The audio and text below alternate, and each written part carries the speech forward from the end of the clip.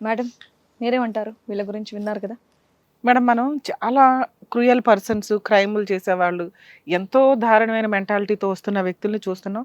Present సమాజం అలాగే ఉంది. ఇలాంటి సిట్యుయేషన్‌లో నాకు నేను అబ్జర్వ్ చేసినంత వరకు ఈ కేసు వీళ్ళ ముగ్గురు మంచివాళ్ళే అని నా ఉద్దేశం. అంటే ఒక మనిషి సహజ లక్షణాలు కొన్నుంటాయి. ఆ మాత్రం తప్పులు చేయకుండా ఉంటే మనందరం దేవుళ్ళమే అవుతాం. ఇక్కడ అవే తప్పులు జరిగినాయి.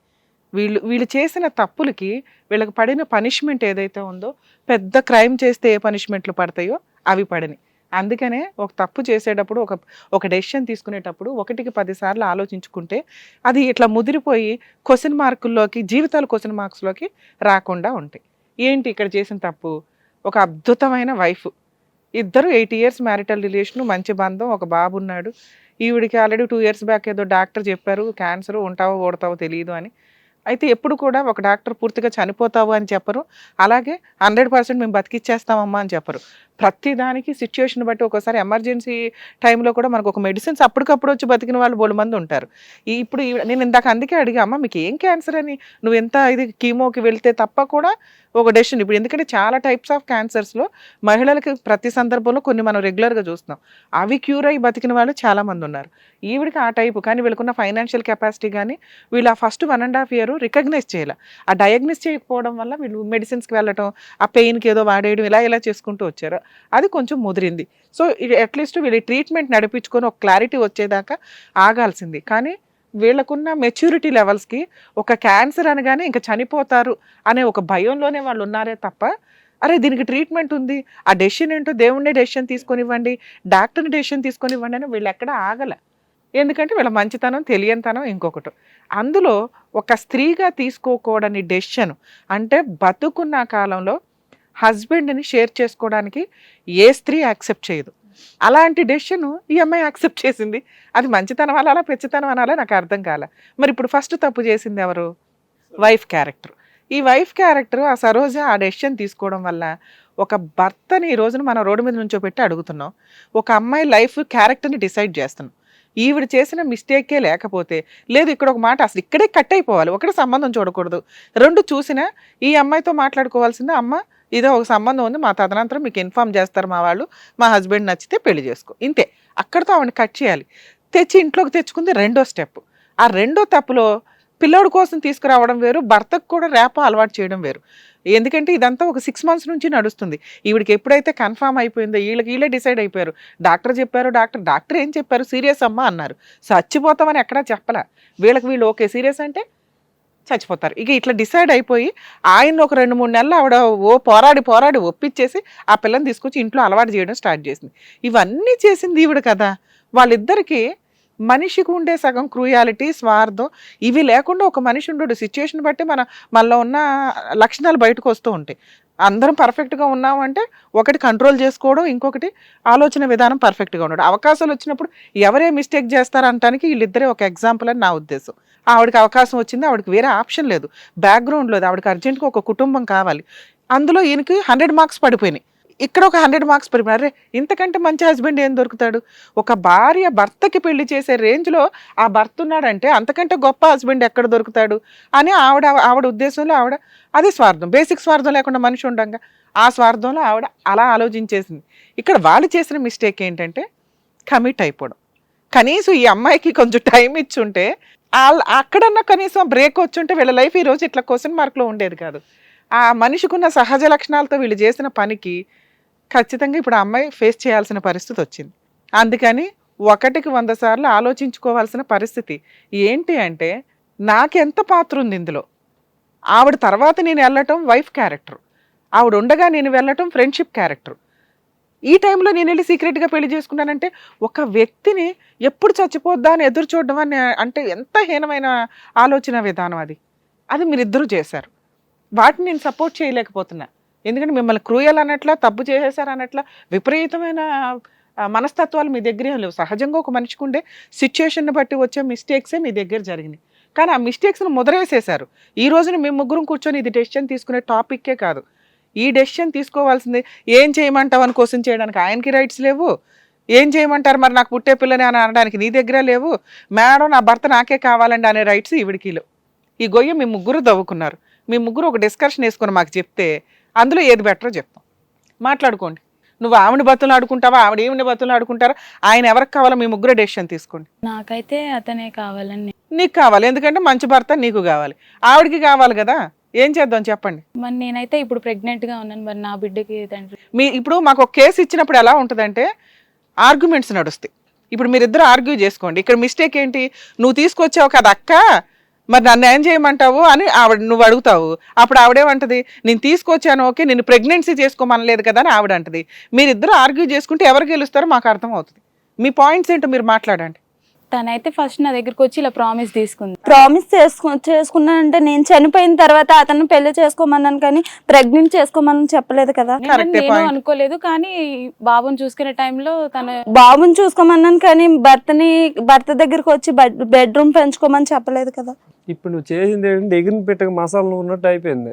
ఇప్పుడు తర్వాత పెళ్ళి అది నువ్వు తర్వాత చనిపోతావో అనేది పక్కన పెట్టండి. అంటే మనం ఏది గేట్లాగా నువ్వు చనిపోతావు, చనిపోక ముందు ఆ అమ్మాయిని తెచ్చి చనిపోయిన తర్వాత చేసుకోమన్నాను, కానీ నేను బ్రతుకుండగా నేను ప్రెగ్నెంట్ చేయమని చెప్పలేదు కదా.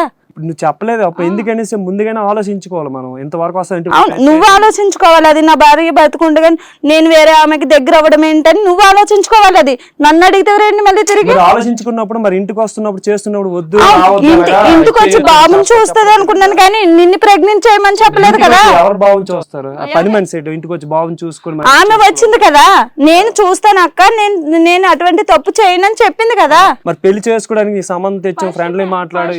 ఆమె చెప్పింది, నేను ప్రామిస్ చేస్తున్నాను అక్క, నేను బాబుని చూస్తాను కానీ ఆయనతో మాట్లాడినని చెప్పింది మేడం. ఫస్ట్ చెప్పాను, కానీ తనే నా దగ్గరికి ఇట్లా వచ్చి ఇంకా ఫిజికల్ గా ఇట్లా కనెక్ట్. ఫస్ట్ చూసినప్పుడు విడదీసిన తర్వాత మళ్ళీ వచ్చి ఈయనతో ఉంటుంది. నాకు ప్రామిస్ చేసి నన్ను బతిమలాడి నేను బాబు నాకు దగ్గర అయ్యాడక్క, నేను బాబుని చూసుకుంటాను, బాబుతో ఉంటానని ఆమె చెప్పింది. అందుకు చెప్పాను, అట్లనే చెప్పాను, కానీ తను బాబుతో ఉన్నప్పుడు నా దగ్గరికి ఇట్లా వచ్చేసేవాడు. ఇప్పుడు నువ్వు ఆపాలి కదా, మాట ఇచ్చావు మంచిదానివి అన్నాను నేను, కానీ అతని ఇంకా ఎలాగో పెళ్లి చేసుకుంటున్నాం కదా, తను చెప్పింది ఇట్లా చనిపో అంటే నీకు అనిపించలేదా? అంటే ఆవిడ బతకడం తప్పైపోతుందా ఇక్కడ? నాకు అర్థం. తను బతికొంతండగా మేము పెళ్లి చూడాలంటే నేను ఎలాగా చనిపోతున్నాను. నేను బ్రతికుండగా పెళ్లి చూడాలని అనలేదు మేడం. నేను చనిపోయిన తర్వాత పెళ్లి చేసుకో ఈమెని, అంతలోకి బాబుకి దగ్గరగా ఉంటది కదా, అలవాటు అవుతుంది బాబుకి అని చెప్పాను మేడం. చిన్న బాబు అని ఆవిడకి చెప్పిన క్వశ్చన్ ఏంటంటే, ప్రామిస్ ఏంటంటే, అమ్మ నేను చనిపోయినాక ఈ లోపు నా పిల్లోడిని చూసుకో, మా ఆయన్ని కాదు అన్నావు. ఈయనకి చెప్పింది ఏంటంటే, ఏమండి నేను బతుకుండగానే మీరు పెళ్లి చేసుకోవడం చూడాలనిపిస్తుందండి అని అన్నావు. అవునా కదా? అనలేదు మేడం నేను. అందుకే మిమ్మల్ని ఆర్గ్యూ చేసుకోమన్నా. ఎందుకు అంటే మీలో రియాలిటీ ఏంటని మాకు అర్థం అవుతుందని. మీరు ఏ పాయింట్ మాట్లాడుకుంటే మాకు ఒక క్లారిటీ. ఎందుకంటే ఆవిడకి ఇచ్చిన ప్రామిస్ ప్రకారం, ఆవిడ చెప్పింది ఆ మాట ప్రకారం, ఆ అమ్మాయిని ఆఫ్టర్ చనిపోయినాకే పెళ్లి చేసుకోమంది తప్ప ఈ లోపు మా ఆయనతో కొలకమని చెప్పలే. కానీ నువ్వు ఆ మిస్టేక్ చేసావు. అర్థమవుతుందా? మీ ఇద్దరు సీక్రెట్గా పెళ్లి చేసుకున్నారు. ఇంత ఆర్గ్యూ చేసుకోమన్నది ఎందుకు అంటే ఏంటి నిజాలు అని తెలుస్తాయి. ఇక్కడ పెద్దగా క్రైమ్ బయటపడట్లా. ఇప్పుడు మీకు ఇచ్చిన ప్రామిస్ని బ్రేక్ చేసింది ఎవరు? మీరు. అర్థమవుతుందా? ఇప్పుడు మా బెస్ట్ సజెషన్ ఏంటంటే, ఈ అమ్మాయి 100% బతికిద్ది, వీళ్ళు ముగ్గురు హ్యాపీగా ఉంటారు. ఒక పిల్లోడికి రియల్ తల్లిదండ్రులు ఉండాలి కాబట్టి ఇక్కడ పిల్లోడిని దృష్టిలో పెట్టుకొని మేము మాట్లాడుతున్నాం. మీకు ఆల్రెడీ ఇంకా చాలా ఛాన్సెస్ ఉన్నాయి. మీరు కావాలని ఒక మిస్టేక్లోకి డోర్ ఓపెన్ చేశారు. బెటర్ ఆప్షను వీళ్ళతో కూర్చొని అయినా ఫుల్ అండ్ ఫైనల్ సెటిల్మెంట్ చేసుకొని, అయినా పెళ్లి కూడా మీ దగ్గర ఫోటోల్లో గొంగర మీ ఇద్దరు చెప్తుంటే వింటున్నాను తప్ప. సో పెళ్ళి అవ్వలేదు, ఏమీ అవ్వలే, వీళ్ళ లైఫ్లో నుంచి వెళ్ళిపోతే బెటర్ అనేది నా ఉద్దేశం. ఇది మేము ఇక్కడ డెసిషన్ తీసుకోవట్లేదు నాన్న. మళ్ళీ ఇంటికి వెళ్ళి మీరు ముగ్గురు కూర్చొని పెద్దవాళ్ళ దగ్గర మాట్లాడండి. ఎందుకంటే మీ పెద్దవాళ్ళ ద్వారా సంబంధం వచ్చింది ఇక్కడ. మళ్ళీ వాళ్ళు ఏమంటారు, నిజంగా ఈవిడ ఆరోగ్యం ఎంతవరకు కంటిన్యూ అవుతుంది, లేదా ఇద్దరు కంటిన్యూ అవుతారా, బయట డెసిషన్ తీసుకుంటే బెటర్ సార్. ఎందుకంటే ఇక్కడ అంతా మనకి క్రూయాలిటీ కనిపించట్లా, వాళ్ళు మాట్లాడుకోవడం బెటర్ అని. ఎందుకంటే మంచి విషయం చిన్న చిన్న మిస్టేక్స్తో పెద్దది అయిపోయింది విషయం. సార్ ఇది ఇక్కడ మనం సెటిల్ చేయడం కంటే కూడా కొంచెం పెద్దవాళ్ళకు కూడా, ఎందుకంటే అది పెద్దవాళ్ళ ద్వారా వచ్చిన సంబంధం కాబట్టి, అమ్మ బెటర్ ఆప్షను ఆవిడకి ఏదైనా ఫుల్ అండ్ ఫైనల్ సెటిల్మెంట్ చేసి పూర్తిగా వాళ్ళని కట్ చేయడానికి ఉన్న ఆప్షన్ ఏంటో ట్రై చేయడం బెటరు. ఆవిడ కూడా ఈలోపు ఆలోచించుకుంటుంది. ఎందుకంటే మీ ముగ్గురు కుటుంబంగా ఉండడం బెటర్ అనేది మా ఉద్దేశం. మీరు పెద్దవాళ్ళ దగ్గర ఒక పంచాయతీ పెట్టి అక్కడ తెలుసుకుంటే బెటర్ అని నా ఉద్దేశం. నాన్న ఏమంటారు మీరు? నువ్వేమంటావు? మరి వెళ్ళి మాట్లాడే అమ్మాయికి న్యాయం చేస్తారా? మేము ఇక్కడ ఎందుకు చెయ్యాలని అనుకోవట్లేదంటే, ఇంకొంచెం స్టడీ చేయాలి మీ కేసుని.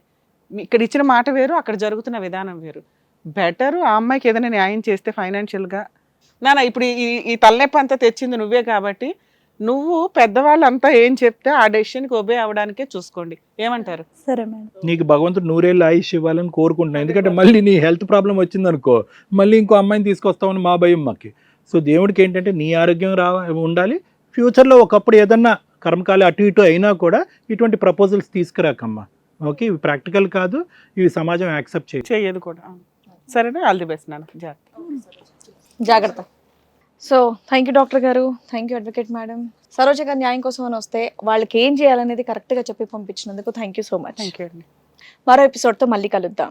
హిట్ టీవీ యాప్, ఇందులో short news, live news, entertainment shows, movies, digital magazines తో పాటు మీ జిల్లా వార్తలను కూడా ఫ్రీగా చూడొచ్చు.